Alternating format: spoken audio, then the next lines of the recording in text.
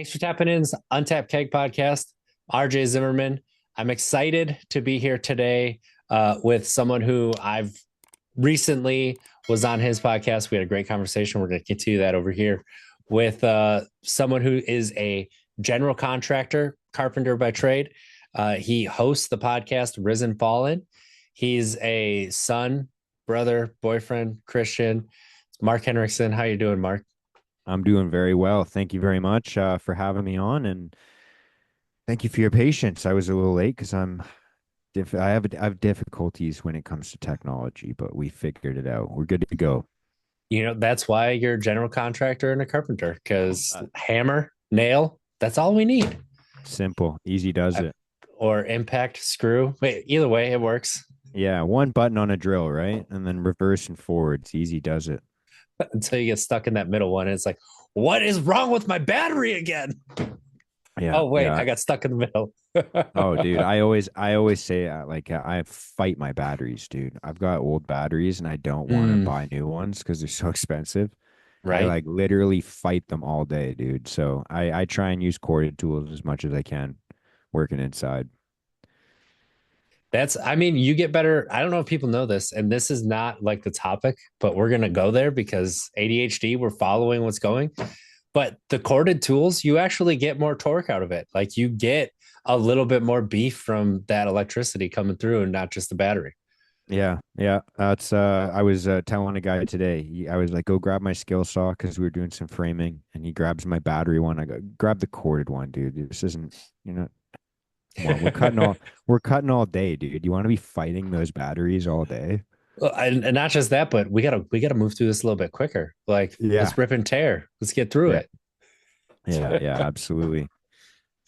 There's But yeah, definitely a brother. time and a place. So for real. And that's something. So I was a high voltage line tech for a long time. Like we used to have the um extension cord set up so that you could clip onto the secondary and Mhm. feed your drill when you're at the top of the pole to be able to drill in. Like people don't realize that. Like, as little as 10 years ago, still using it. So Yeah, yeah, absolutely, man. it's pretty I cool. It's fun stuff. So, Mark, for people who don't know you, could you give us a quick background into yourself and how you got to hosting a podcast? Yeah, I guess it's easier to just talk about, I guess, okay, just the podcast. We'll start with that. That's an easier thing to do. It started off as I used to work in a gym. I was a general manager. I was an assistant general manager at the time. And I signed this person up at the gym, and then she somehow, through the conversations of like just sitting down and chatting about these things, she convinced me to go downtown on the downtown east side, which is basically a third world country within Vancouver. I don't know if you've heard of it or anything. You could look it up on YouTube or TikTok or whatever. If you just search DTES, it's like the east side of downtown Vancouver. But yeah, it's nuts down there. So this lady convinces me basically to go and hand out food with her. Literally, I'm like, dude, we're gonna get killed. Are you kidding me? And then she's like, no, you'll be there to protect me. I'm like, no, I'm gonna get killed. Like, what are you talking? So she tricks me into becoming a better person, and it ends up becoming like a volunteer service that I start running. And so I've got like 20, like a gang of like 20, like 18 to 23-year olds that all either work at my gym or work out at my gym. And I've just been asking all of them, like, hey, we're going to go and grab like food from this coffee shop at the end of the day. We're going to go and grab like all this stuff. We got like donations from so many different places, and it just like snowballed. And I'm like, how is this happening? And then we started making some videos down there, talking to people. And then one night we had a RCMP officer, which is like our police officer. It could have been, yeah, it was probably. Anyway, so he comes up and he's basically like, like, is this your truck? Is this your table? And I'm like, yeah. And he's like, all right, pack it up and go. And I'm like, what are you talking about, man? Like, we're just trying to help people. We're just trying to feed people. Like, we're handing out clothes. We're handing out like batteries, toothbrushes, deodorant, like food. And he's like, pack it up and go, man. Like, take off. And I'm like, like seriously, I don't know if I'm allowed to swear or not, but I was like, what the Yeah, go heck, man? ahead. We're Okay, using all the adult words here. okay. I'm like, what the fuck, dude? Like, we're just trying to help people. Like, seriously, like, what's going on, dude? Like, have a heart. And he's like, you see how people are crossing the street right now to come and grab like food and stuff? And I'm like, yeah. And he's like, well, have you ever picked up a body out from underneath a city bus? And I go, all right, man, I'll clean it up. Like, I got it loud and clear. So, Damn, that'll get a yeah, message across. yeah, no kidding. And so, like kind of like the video part, we were making videos like kind of interviewing people or just talking to them like, how'd you get down here, what's going on in your life, like how could somebody help, like all these different things. And all the footage was garbage because it's the downtown east side, so you got like sirens and buses and cars and people screaming and the odd gunshot, the odd, like it's a fucked up neighborhood. And so the footage was junk, but I enjoyed it. And the only footage we could do, we made like one little video out of it. And I was like, that's really cool. And so I got the idea. I'm like, I'm just gonna walk around like the different beaches in Vancouver. It's summertime. People are out and about and happy. And I think they had just legalized you could drink in parks in Vancouver here. So people were just like, it was nuts. It was cool. So it was a fun time. And so I take the camera out, I got a selfie stick, and I'm starting to interview people about mental health and asking them about that. And then the pandemic hit. So nobody wants to fucking talk to me outside. So then I'm like, well, how can I keep this going? Because I kind of like doing this. Like I just like talking to random people and I was just sitting at home and I'm like, fuck it. I'm just going to start trying to do it as a podcast instead of just walking around Vancouver. And whoever wants to talk to me will talk to me. And so I convinced a couple of my buddies to just start like doing Zoom calls. Because that's the thing is like, I didn't even know where to start because it's like I had like total imposter syndrome. I'm like, I can't approach like a doctor or anything. And I can't like, there's no like mental health professionals I could interview. And dude, I don't even know how that conversation would go. I had all these thoughts running through my head. So I'm like, I'm just gonna talk to somebody who's like who's like my most like chill, down to earth friend who actually would be open and honest about a conversation like this and like talk about struggles in life. And I picked this guy, John Mueller. Shout outs to John. I love that guy, dude. Haven't seen him in a couple of years, but he was the very first guy. And it means a lot. People don't think about this, but it really means a lot. Like the people that are actually willing to like run, like go along with your little Mm-hmm. ideas like that. But yeah, so then the rest is history. I've been talking to my phone, either sitting here by myself, ranting to my phone for 20, 30 minutes at a time, or if I can trick someone into speaking to me, then I get to do this. I get to have a conversation, man. I love how you put that because that's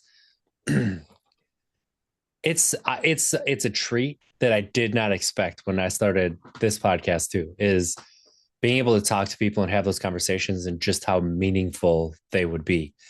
Um, that's the whole reason I wanted to start the podcast, because my brother-in-law and I would have these really great conversations on the golf course. And it's like, man, people would benefit from hearing us talk like this. And he's like, yeah, they would. I'm like, let's start a podcast. He's like, huh, yeah, okay. And then like I kept getting on his ass for a couple of years, and it was like, yeah, let's try it. Let's see how it goes. And it's the same thing. It's just like it was just us talking, and then it turned into like inviting people, and just how magical and fulfilling it is to meet people and get those different perspectives. Um, one thing that I know from our conversation on your podcast is, we talked about stoicism, and that's something like that has been really influential on me. Stoicism, but also other philosophies that are, looked at as, ancient or even like religious, just these different philosophies that humans have developed and used to look at life and make sense of things. And take it to the modern world. How has stoicism kind of been influential on you, and how did you find it? Yeah, dude. Actually, how I found it is even funnier conversation, just relating to what I Let's just. start This, that. Let's yeah, start there. well, it's not that funny. It's just a little callback because I like I said, I worked at that gym, Yep. and I think I never finished a book before. Probably, I think I might have cheated on a book report. That would be the closest I come. Like I literally considered myself illiterate till I was about this book. This is like the first book. And John Mueller, same guy. We worked together, Damn. and he brought me this book, and it was called The Art of Living, and it's writings from Epictetus, it's teachings from Mm. Epictetus, and it was a good book for me to start with because, like I said, fundamentally illiterate, and it was just like a bunch of that you could just open it up to any page, and it would just have like a little bit of writing. It was like not a book, like a story, just a book of writing. And Hmm. so I would just sit down every single day and I would just open the book and it would just have a little lesson, a little blurb.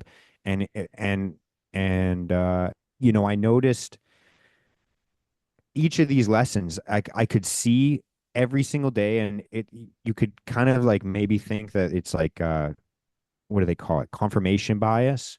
But it was like Hmm. almost like everything I read that day I could apply. And so it was like, whoa, this is kind of like a cheat code. Like it's kind of like almost a manual. And not a manual to get like a finished product, like a blueprint, but a manual of like, if this, then this, if A, then B. And it was kind of just like a way to start to like operate almost like a cognitive behavioral therapy type of tool, like of like, Hmm. hey, you're going to encounter this. When you do, this is the best way to deal with it. Like it's like just like bang, bang, bang. And I was like, how did I not know about this? Like what like I've been robbing myself of not reading books this entire time. I thought it was for nerds. Like You what the mean you fuck? mean books are helpful? What? Yeah. Yeah, I couldn't wrap my head around it. I was like, are you kidding me? And so that's how I got into it. I started, obviously there's like everyone that's fallen into stoicism over the last like 5, 10 years has obviously stumbled upon Ryan Holiday. And then Hmm. so coming across his books and reading those, and in the same way, it was a great like having these easy to read, easy digestible, like short books, like The Art of Living, the Epictetus book, or any of Ryan Holiday's books, or, there's tons of resources on YouTube. You could just start to look at it. It was like an easy, digestible way for someone like me who um, didn't have a large vocabulary, didn't have the patience to sit down and read a book very long. I just kind of felt like it was a good time to get into the philosophy. It was an easy, I guess that it was a perfect segue to get into philosophy for someone that would never get into philosophy. Does that make sense? Yes. Because I used to like just rag on philosophy. Like, the new age philosophy, all you have to do is read Aristotle, Plato, it's all there, right? Like all this, like people like reframing it. And then like the more that I start to learn and dive into it and like really digest what they were saying and seeing these through lines through, like Christianity and Stoicism and how they tell a lot of the same stories, and Buddhism and, the teachings from yoga, other, um, just so many different ways that the philosophers were saying similar things, but in different ways, and how you can apply it. And just kind of what you're talking about, like getting that almost Lego instruction guide of just being able to, oh, this makes sense to me, this piece and then this piece and then this, and now I can take that and use it, and oh, I can also apply it in different parts of my life that look way different, but I would have never guessed that I could do that. Yeah. Yeah, the other cool thing, I guess, is like I used to think when I even heard the word philosophy, I would think Mm, like, oh, that's for like I would always joke like, there's thinkers and then there's doers. Like yeah. I thought like, oh, you're just gonna sit and think about thinking and you're gonna read about thinking and like what? You're just gonna grow a beard and get some beads and fuck yeah, like cool, dude. I don't know. More power to you. Yeah, like absolutely. Like get some tattoos and grab some beads, whatever. Like do your thing. But I thought like, oh, this is just thinking about thinking. And then when I stumbled upon, like you said, like stoicism, Christianity, yoga, those types of things, you start to see like, oh, this is thinking about doing. And then the intertwining of actually doing the physical manifestation of what you're thinking about. So not just like, oh, I fucked up, I hurt this person, and now I'm just gonna say these words and think these thoughts.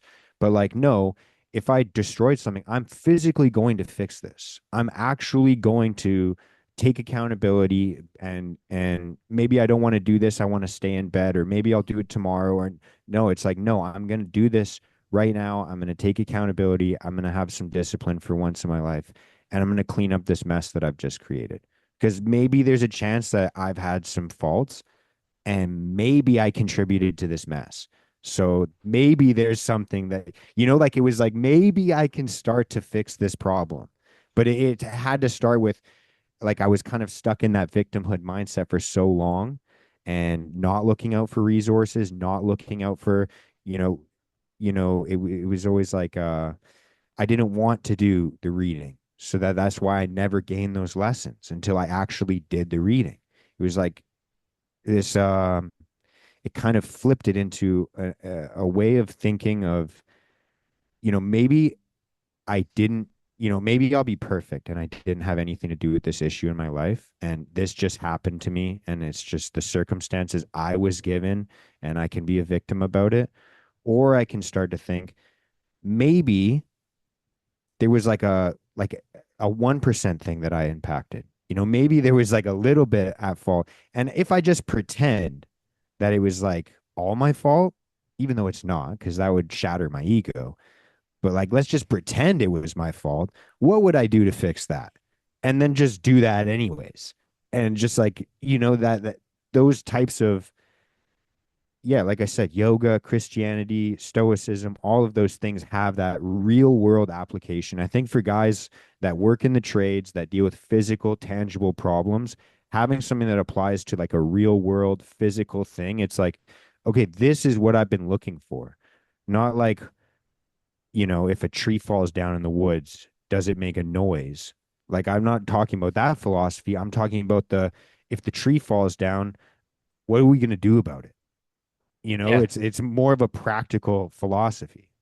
How can you deal with the tree, right? Now that it's fallen? Or, yeah, and then how can you replace it? Or, Or you maybe know, it's a gift that it fell in the first place. yeah, well, firewood, right? Building a shelter. There's so many things that, you know, that can come from it if you want to look at it from those perspectives. But just recognizing how, and I like how you put that, how you can approach life from that different point of view and having that different perspective. And, um, being in that, and I think some people hear this and they turn off from it, but that victim mindset, right? That, oh, this is all happening to me. And so I can't do anything about it. Or, maybe I don't want to, or maybe I don't want to admit how I'm doing it, and just putting yourself in the situation for that to be able to happen. Like when you take responsibility for that, there's so much power in that. How can I remove myself from that place that this is continuing to happen to me? That Yeah. in its own, right? That is so powerful. Yeah, yeah. And I think that message gets misconstrued a lot because I think that there's two ways to take it. Like either you accept complete responsibility and then you have to answer the question of, then why do children get cancer? Because Yeah. that's something that's like, okay, I don't know, was he smoking? Did he like, there's no, it's not like he did that to himself. But then Mm-hmm. the other side of it is like, okay, but there are definitely some things that are within our control, and the consequences of like, yeah, I'm in debt because I fucking snorted my money, or I spent it all, drinking, or I did, or maybe, like you have better things to justify it on. Maybe you spent it on a friend's rehab. Maybe you spent it on, oh, I had to buy this thing for my business. I had to do this. I had to do that. Like there's kind of like the two polar opposite views of it. But like everything else in this world, it's always, it comes down in the middle. And that's like some circumstances, you don't get to choose. Some people are born in shitty places. Some people have, you know, issues. Everyone's got their thing, and And some of them are legitimate things where you're like, I didn't choose this, dude. This sucks. Hmm. And so, but that's why I say, like, if you could just pretend that it's maybe you have some responsibility, and usually it's somewhere in the middle. But like if you could just pretend, at least that puts you in the frame of mind of like, hey, there's something I can do about this. Because I think that Hmm. every time people get stuck, they're like, well, there's nothing I can do about it. But this is the way I was born. Like how, you know, in a small scale version of that, that's what I did for a long time. It's like, I don't read. I'm not a reader, dude. I can't sit still. I Hmm. used to say that shit all the time. It's like, oh, I have ADHD. I can't sit still. I can't focus. I can't do this. I never could, so I never will. And it was always just like this thing. And that's a small example. Obviously, people have way bigger things that they've overcome, and that's not the biggest thing I've overcome either. But it's like if you can put yourself in the frame of mind of like maybe there's something I could do just to improve this situation. Maybe it's not possible to fix it, but maybe I could just make every day 5% less sufferable, you know, and Yeah. go from there. See how that adds up. Right. Um, wow. There's so much in what you just said. And just if people like really listen to that and you can take it and understand it's not about taking away those random things that happen in life because life is random, right? It's about not letting those random things have control over you. And just that little bit right there, boom. Oh, I can see that I can do just something different. I usually go to the gas station at this time and I get, a donut and a soda. Well, what if you didn't go to the gas station at this time? Or what if you went and you got a water instead? Yeah. Or just anything different, right? Now you're showing yourself that you can just step towards that difference. And that can lead to overcoming the bigger things like you're talking to about and alluding to. Yeah, absolutely. It's yeah. It's all about compounding those little things, but I guess Mm, that we started just to circle back is just like yeah, we all have those kind of things that we tell ourselves like I can't do this because of this. I can't do that because of that. And it comes down to the people you hang out with, obviously, the food that you're eating, what you're putting in your body, the way you treat your body, but it's also about like what you're consuming as well in terms of like information. Like if you're just watching the fucking news every single day, if you're just scrolling through social media, if you're just like kind of taking in this like, oh, I've always done this. I just go to work, I come home, I crack a cold one and sit on the couch and watch the same show I've watched 6 times so that I can show it to a different friend and laugh about. Like it's like of course, if you're like, yeah, I've always done this, I always will do this, then you're gonna stay exactly where you're at, and you're gonna yeah. feel exactly how you feel at best. It won't get better. Mm, It's at best, it's you're gonna stay the way you are. And so for me, like getting into, I guess that's been a long-winded answer of your very first question of like, how did I get into stoicism and philosophy as a guy that doesn't read or doesn't do well, I do now, obviously, but as I was that type of person. That's why I speak like I can rant about it for so long, is because I'm just yelling at myself from 10 years ago. mm. And that's such an incredible observation to recognize, right? Like I'm actually just talking to myself and um, just that person. And how often, right, we can do that, but it doesn't seem like it. And yeah, it's interesting how that can like having that experience. Like for me, it was well, I don't know what my emotions are, so I can't talk about it. I don't know what my emotions are, so I won't be able to ever be able to understand that side of it because to me they don't matter. So why should I? Right? But then it was like, oh well, maybe I should learn a little bit more so I don't just have anger. Maybe I should learn a little bit more so that I'm not just feeling like something's missing or something's wrong or something's awry. And like you said, people who watch the news all the time and then they're like, well, I'm just an anxious person.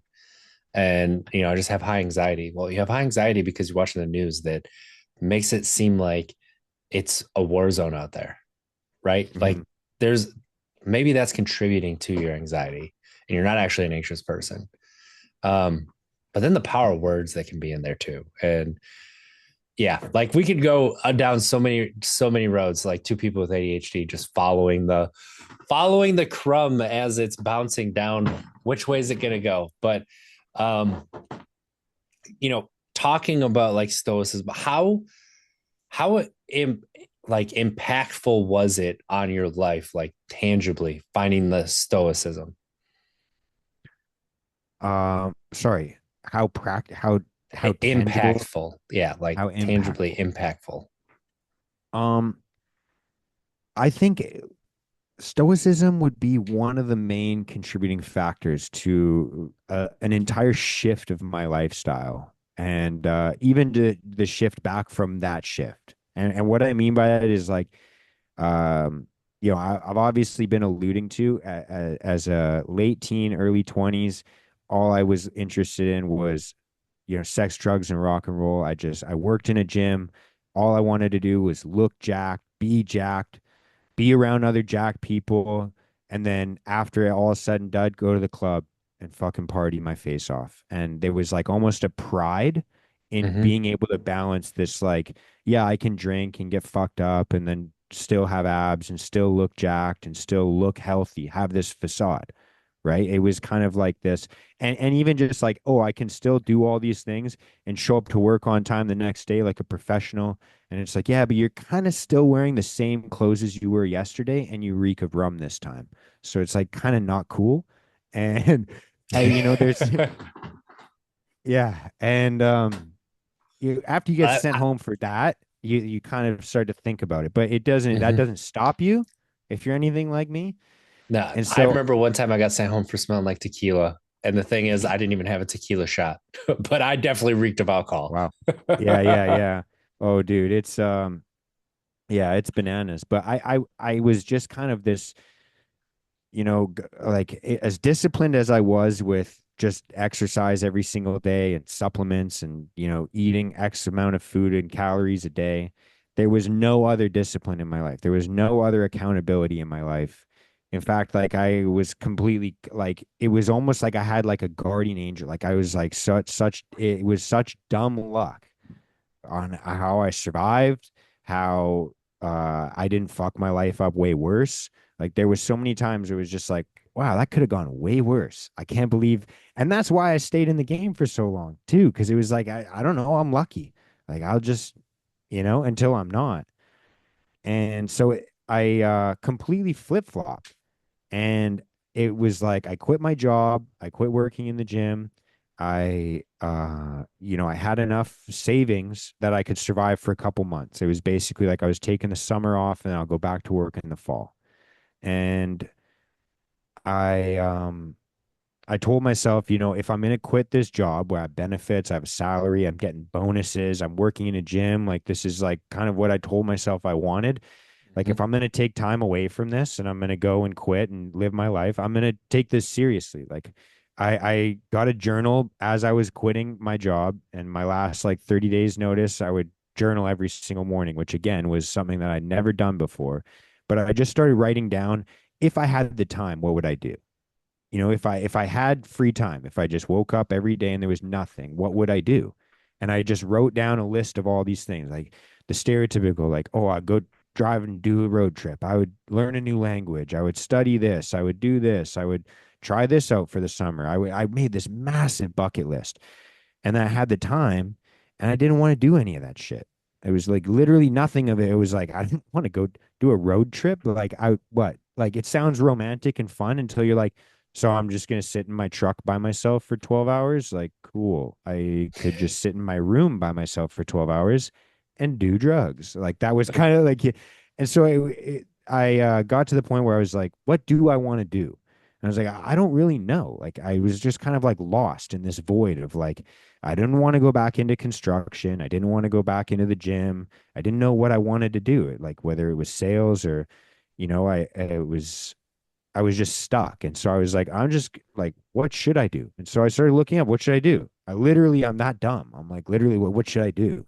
And I stumbled across fucking like Jocko Willink and David Goggins and all these like, I like, Sean Ryan, all these different like military guys. And I was Hmm. even looking into getting into the military. I was like so upset. Like that would seem like the only thing I could do. And for ethical and moral reasons, and I don't really think that that would be a good choice for me. I don't believe in war, and so I couldn't contribute that way, but I could adopt the discipline and drive of that of these people that I just wanted to emulate so bad. I saw people and I was like, that's the man I'd rather be than this fucking piece of garbage. That's how I felt about myself. Yeah. And so I saw other people and I was like, I want to do those things. And so I find people like Ryan Holiday who explain the philosophy. And then I see people like Jocko and David and or like Goggins and Sean Ryan and all these like other people that are actually like doing the things I'm hearing about in the philosophy. And I'm like, whoa, it actually connected the dots for me. And so in terms of how impactful it was for me, I had a roommate, the guy that I lived with at the time, and he goes, "Yo, your friends are texting me, asking me if you're okay. They think you've gone crazy because I stopped going out. I wouldn't hang out with anybody. I was getting up at 4 o'clock in the morning to run like 20K as someone who's like, I was smoking like a pack and a half a day, and I threw up on my first time running and I'm like, I will power through this. Like it was like a switch flipped. Hmm. And my friends are like legitimately asking my roommate, yo, is he okay? Like, what the hell happened to him? They legitimately to this day, I don't even talk to those people anymore. Like they legitimately, they're like, Mark's dead. This is a different person. Like I Hmm. do not talk to them. And like I love them. If I talked to them, I'd be like, hey, there's no love lost. But it's just like they're not interested in associating anymore because it literally changed me that much. And it took away what you had in common, right? And that's, yeah, that is definitely something that is, it can be difficult to go through. But when you feel, and I'm just assuming, and I'm putting this on you based on my own journey, is like you feel that resolute, like this is my path. This is what I want and what I need. That is really motivational. So, you know, you took it and you made this flip and you just started doing these things. Um, where did that take you? Because, you mentioned earlier, like, you sober, like, did it help you with that? Did it help you get to, look at other philosophies and religions and, Yeah, yeah. It definitely I should clarify. Not a I would say I'm California sober. oh, okay. I do smoke weed here and there. But I quit drinking years ago. Yeah. I don't judge people that drink. I don't have anything against it. I'm not like in AA or anything. I just genuinely made the cognitive decision this is not for me. I don't Hmm. like doing this. And I think I just don't drink anymore. I think I had a glass of red wine like 2 Christmases ago. But other than that, I can't. I think my best buddy's wedding was the last time I got obliterated. And, Because the that's only, this, that's a really good thing to recognize, like, what is healthy for you, right? And like, that's a question that people need to ask themselves, like, what is healthy for me? yeah, And now all of a sudden, you could take away those labels and just be like, yeah, but like when people, like, I go out with people who I've just met, oh, you want something to drink? I'm like, well, what are you thinking? They're like, oh, do you want a beer? Do you want? I'm like, oh, I don't drink. Like, I'm not like, oh, I'm sober or anything like that. It's just I don't drink. That's it. That's all it has to be. So yeah. recognizing what's best for you and going through that, like, that's what it's about. Yeah. I also think it's important to say that as well because I think that it kind of answers your question again. It's like this: where did it lead me? And like I said, I lost a lot of relationships, and it almost like just because of the knee jerk reactions. and going from extreme to extreme. I went from like this completely undisciplined person to like I wouldn't eat Thanksgiving dinner. I would come to Thanksgiving with like Tupperware containers. Like, no thanks. I'll have my fucking grilled chicken with rice. Like, I'm good. And it's like, it's cool and it's going to help you progress for sure to stay disciplined. But it led me to a place where it kind of sucked the fun out of life. And I almost Mm, got, maybe again, it's kind of my victimhood mentality, but I got, almost resentful because I'm like, why do these other people get to fucking enjoy life? Like, why do they get to do these things? And I have to, just to stay somewhat sane, wake up at 4 o'clock in the morning, go for runs. I'm sore every single day. I have to read. These people are like, oh, I'm just going to go and drink and do drugs at night. And I'm sitting here because I'm going to bed early.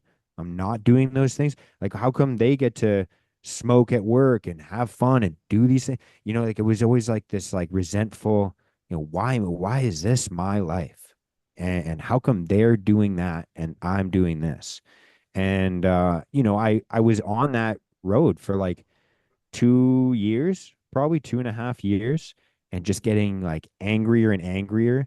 But there was, I could see all these positive impacts and I could see all these like progressions in my life. I started getting better at my job and getting more joy out of that. I started getting paid more. I started, getting more jacked. I started actually, you quit drinking and smoking, you get more fit, you feel better, your joints are healthier, you're like all of these things were getting better. But for some reason, my relationships with others weren't. And every single relationship ended in me going, not just like romantic relationships, but friendships, yeah. coworkers, et cetera, you name it.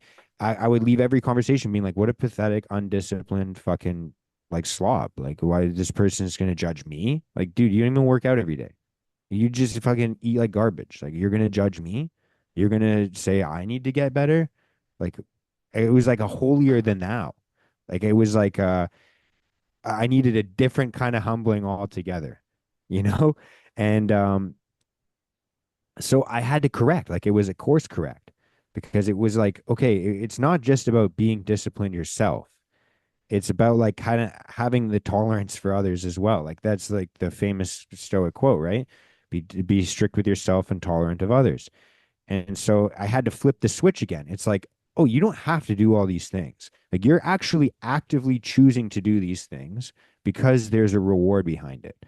And the other people that are not doing them, instead of judging them, maybe you should realize that they're in the same boat that you were 3 years ago, 4 years ago, 3 months ago, probably for some of these things a month ago. You just fucking read this book, you dumbass. Like, humble yourself a bit, like, how about you just try and guide them, and like I had to, it helped me humanize my older version of myself and others as well, and kind of understand it a little bit more because he was, at first I needed the message that I heard the message I needed to hear, which was adopt the discipline and the accountability and the responsibility. And then after going back and studying a little bit more, it was like, oh, there's a different message in here that I need to hear this time around. And that's why I say, like, it doesn't create a finished project. Like, there's no like finish line. It's not like you get to and this is what I thought when I first started. I was like, oh, I'm going to become a Stoic. I'll become a Christian. And then all of a sudden I won't sin. I won't fucking do these things. I'll just live a prosperous life. And I was like, oh, there's no goalpost. Like, there's no finish line. And this is just like a manual of like, hey, numbnuts, you don't know how to operate properly in this world. So here's some Mm, guidance, you know? And so it was kind of like yes. it shifted me from like this undisciplined, judgmental person to a disciplined, judgmental person to a disciplined, somewhat less judgmental. And that's where I would sit now, you know? I love how you laid that out because that can be used in so many different aspects of life. Like I talk with a friend a lot. Like a lot of times there's we go to both extremes and you just laid that out, right? Like, oh, I'm over here and I'm drinking and I'm getting drunk. And then those people, like, as soon as they stop drinking and they get sober, like, those are the people that are like the crusaders, right? They're like, Yeah, yeah. you can't drink. That's, there's so many things that are wrong with that. And like, but then there's It's the like, oh, rubber you band drink? effect. Yeah. Yeah. The rubber band effect, right? Because it's right in the middle is where the rubber band is. So you're over here. So it flings you back over here to the extreme. And then what happens is you end up going somewhere towards the middle because and that happens so many times, whether you're talking about uh relationships and like getting divorced, like I'm never getting married again. The marriage is like the root of all evil, like, but it's not. And there's varying degrees of these extremes that you can go to, right? But if you can find somewhere towards the middle, like you're saying, like that's where a lot of the answers lie. And recognizing how you can utilize these things various points of your life, it just gives you, like, I like to look at it like it's that lighthouse. Like, what were lighthouses for? Like, yeah, they're pretty to look at now, but what are they for, right? They're for ships like lost. This is safe passage. Um, you can use it as your own lighthouse. Like you're in the darkness, you don't know where to go. Like nobody knows where they're going, but there's a lighthouse. That's a direction I can go in because I know that there's something there, right? And like looking at it that way has really given me an understanding, like you talked about. There's not really a goal. It's just about enjoying the journey as much as you can because that's all that you can do. Yeah, yeah. And it's also like it's like a roadmap. Well, no, it's Mm, not like a roadmap. Now, like it doesn't tell you like say like you're looking for a campsite. You're like, wow, I wish I had a roadmap to get to this campsite. It's not going to tell you, hey, just drive like 3 miles west, and then like take a turn and do this. It's like it's not a roadmap in that sense. It's like a roadmap of like if you get stuck in the mud, this is how you can keep moving forward. If you pop a tire, this is how you can keep moving forward. If someone in your vehicle is trying to steer you off course, this is how you can keep moving forward. Like it's kind of like one of those things of yeah. like, if this, then that. And I when I first started getting into, reading these things and looking at these things, I was like, oh, like I said, I was somebody that I was unemployed. I had nothing going for me in life. And I was kind of just like directionless. And I was like at the point where I'm like, someone just tell me what to do and I'll do that. And I was begging for like a direction of like, go to this place. And instead, what I needed was like hey, you're encountering this issue. This is how you should try and think about it. This is how you should try and act on it. This is how you should speak to others when they're trying to help you and you're in your own way. Like those types of and the intimacy of meditations, because it's journal entries that were not intended for people to ever read, makes it as great of a document as it is, because you read some of the things like I think it's like book 5, which is like the chapter 5 or whatever. At the very first, the beginning of it is like when he's talking about like, basically like, I'm a king, I'm an emperor. Like, do I need to really get out of bed right now when I have the best sheets and the best bed in the entire kingdom? Like, aren't they made for me to enjoy? Shouldn't I be doing this? And then it's like, oh no, like the birds don't think that way when they make their nest. The bees don't think like, oh, I have to get up and make fucking honey. They don't think that way. The ants don't go, oh, I better go build a maze in the ground. They don't think that way. They just literally get up and do it. And like for some reason, humans are programmed to all have this same internal conversation when we get up. And it's like, why do we all have that conversation? Like, why is Yeah. that? Why is that? Why? Why the fuck is that? I don't know. But I the think but it's the that. reality is we all deal with it. And it's like you're Yeah. faced at that moment, literally the first moment of your day with that choice of like, what do I go from here? Am I gonna have a day of Mm. comfort, or am I gonna have a day of like, it doesn't matter how I feel, I need to fucking do these things. And I need to treat people well while I'm doing them. And they're not in my way. They're actually there to help me. And these obstacles I'm going to face are actually the obstacles I need to face to get better, so that later on when I have more responsibility, I don't mess up my own life and other people's. I'm just messing up mine. Like it's kind of like That's the best way I could say it. I wonder if the greatest lie we've come to believe is that we ever exit the toddler stage of the whys. What, It's I don't even know just what that that it, is.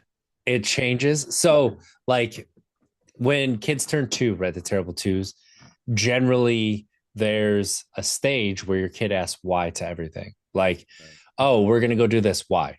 We're going to go do this. Why? Why? Like, why after every statement or question or answer, or it's just followed by why. And it's odd because like I never experienced that with my kids, but part of it is because I've always just explained things to them, and if they have a question why and they follow that curiosity, okay, let's follow it. But you like talking about the internal dialogue that we have when we get up, like just brought that to my mind. Like we've never exited the stage as humans. We've never exited that stage of asking why. It just looks different. And part of probably having that conversation and get up is because we're not honest with ourselves about the answer. Like we're just always fighting with ourselves like I don't like that answer, so I'm not going to believe it. Like something along those lines. But it's like we're programmed to ask that same question why? Like essentially that's what it comes down to. Why am I getting up right now? Why is it that I have to get up? Why can't I enjoy the bed? Why can't I enjoy just those comforts and not do anything that is challenging? Yeah, and we just don't look into it. We don't think about, Yeah. like you said, we don't think about it. Like, and it's like, why should I do this? Why should I do that? Like, and you basically like, I joke. It's actually funny because I joke about, I've got a running joke right now with the guy that I'm working with. He's my best friend, and we're like both kind of like nerds. We're big Pokemon nerds, and I have a so Ghostbusters proton pack, so you're in good company. We're okay, all nerds yeah, here. and we literally joke all the time. We're like, bro, I cannot wrap my head around the fact that, why can't I just play Pokemon and get paid all day? Why can't I literally just get paid to catch Pokemon? I don't understand it.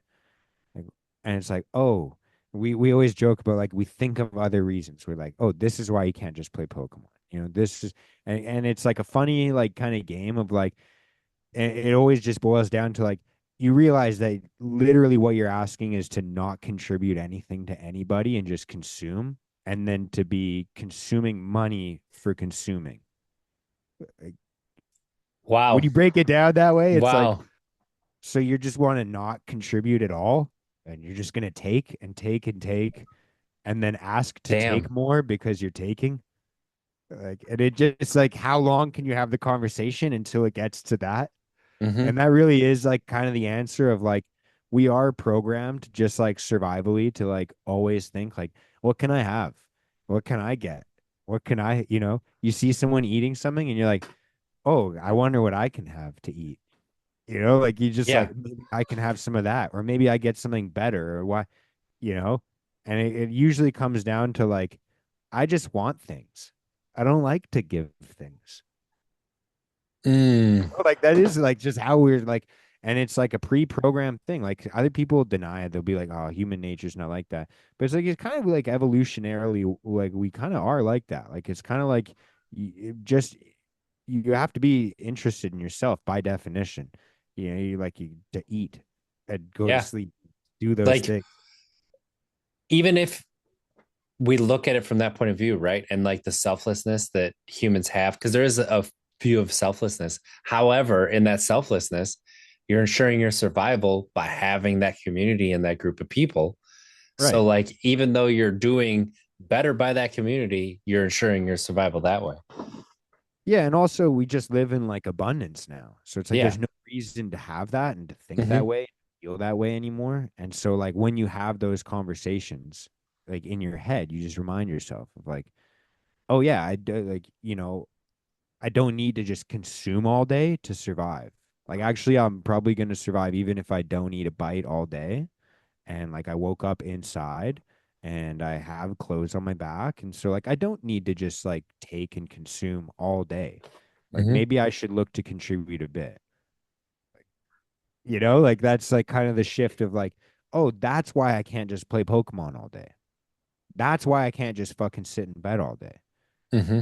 Oh, because today I'm going to try and contribute a little bit because for the first 29 years of my life, all I did was consume anything that was put in front of me and then some. And then I'd ask for more. And so, Right. like, how about I just try More, and please. contribute? Yeah, exactly. Like, literally put it in front of me and I'll delete it. Like, whether it's, whatever it is, food, and you name it. And, it was kind of like a shift of like, okay, maybe today I'm going to just try and contribute and see how that makes me feel. And it's like, oh, Mm. I make more money now. Oh, people are happy with me now. Oh, I actually got told, good job. Thank you. Those things actually feel better than just consuming all the time. They So do. like that, like Yes. it's Oh, tapping into that.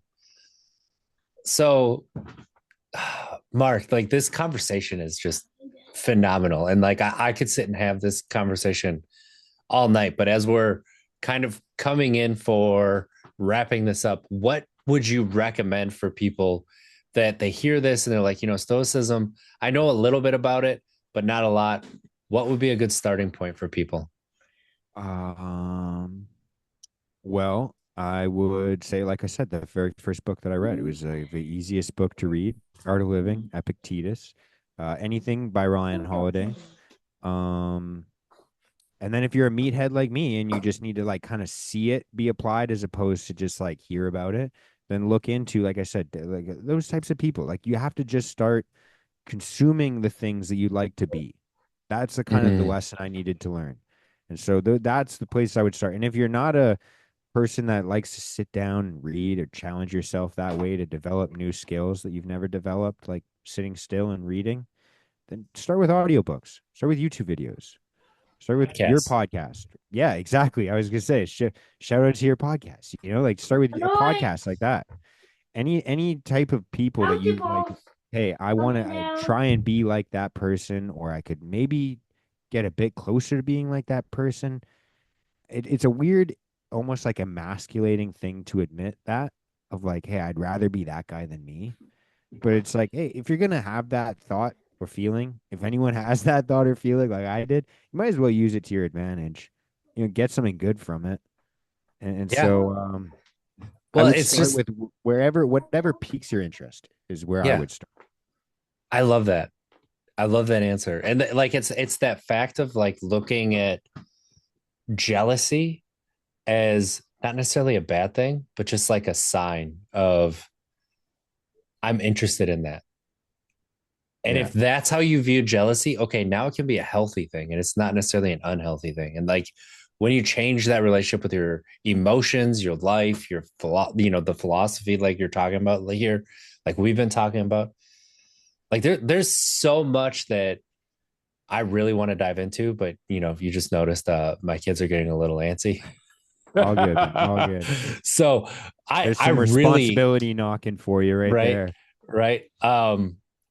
I want to have this conversation again and get deeper into like the philosophical side and like all of that.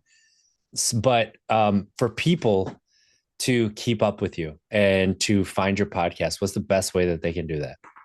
I think I'm at Risen Fallen on everything. If you can't, you should be able to find it like that. RisenFallen.com, Risen Fallen on Instagram, and it might be Risen Fallen Pod on some other things if I couldn't have gotten Risen Fallen. But yeah, if you just search Risen Fallen, like we all fall, together we rise. That was the idea behind it. So I love it. RisenFallen.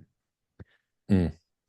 I appreciate you joining us, Mark. This has been a wonderful conversation, and it's something that, yeah, I was really hoping to be able to dive into because I think stoicism is one of those things that is easily misunderstood by a lot of the general public. So the more conversations we can have around it, and just like diving into it and hearing your story, it's really fantastic. So appreciate you being here. And for those listening, hit that subscribe button. Share this with a friend that you think could benefit from it. And let's try to be better tomorrow than we were today. Because if we don't make it, we tried. Have a great week, everybody. I love you.